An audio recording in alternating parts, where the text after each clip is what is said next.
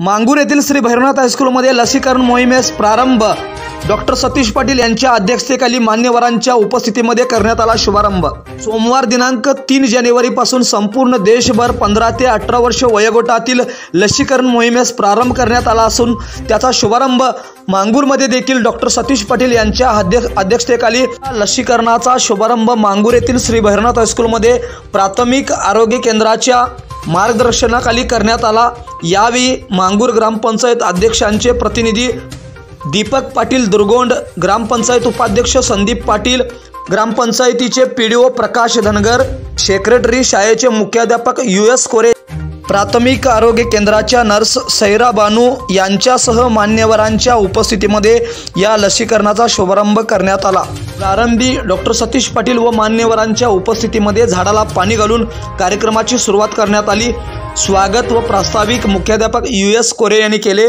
या प्रसंगी बोलताना डॉक्टर सतीश पाटील म्हणाले की संपूर्ण देशभर कोरोनाजन्य परिस्थिती असताना हा कोरोनाचा संपूर्ण नायनाट करून कोरोना रोखण्यासाठी लसीकरण महत्त्वाचे आहे। त्या अनुषंगाने प्राथमिक आरोग्य केंद्राच्या माध्यमातून पहिल्या व दुसऱ्या टप्प्यातील 18 वर्ष वयोगटातील सर्वांचा लसीकरणाचा टप्पा पूर्ण केला आहे। मांगूर प्राथमिक आरोग्य केंद्राशी संलग्नित मांगूर, बारवाड, कुन्नूर, गजबरवाडी, शिवापूरवाडी या गावातून एकूण 4 हायस्कूल असून या हायस्कूलमधील सर्वच विद्यार्थ्यांना लसीकरण करण्यात येणार असून येणाऱ्या 5 दिवसांमध्ये हे लसीकरणाचा टप्पा पूर्ण करण्यात येणार असल्याचे सांगितले। कार्यक्रमात शाळेचे शिक्षक BS Kumre, BJ Patil, SN सपाटे, PS चव्हाण, सौ कुराडे मॅडम, कुमार आडके, अप्पासो सिद्नूरले यांच्यासह विद्यार्थी विद्यार्थिनी उपस्थित होते।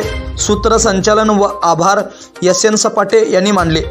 शब्द स्वराज न्यूजसाठी मांगूरहून तानाजी बिरनाळे। कोणत्याही पद्धतीची तमा न बाळगता किंवा भीती न बाळगता प्रत्येक विद्यार्थ्याने अगदी या ठिकाणी योग्यपणे लस या ठिकाणी घ्यावी।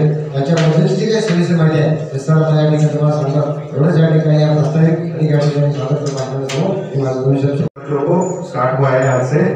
सो सारे बच्चे जो भी स्कूल में उपस्थित हैं सब लोग वैक्सीनेशन लीजिए।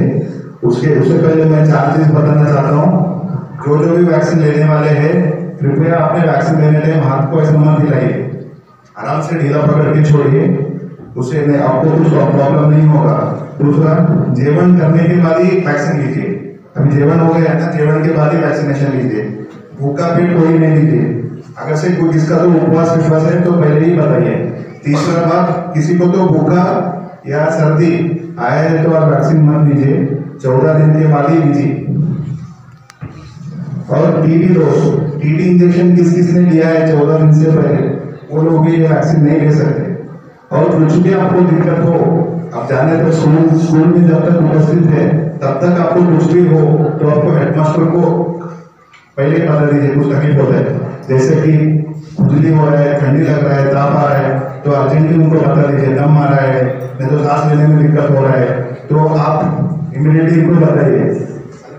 अभी कुछ दिक्कत होता है तो आप HM सर के पास मेरा नंबर ले सकते हैं, मेरे को कॉल कर सकते हैं। ये 2 बात करके मैं थैंक यू।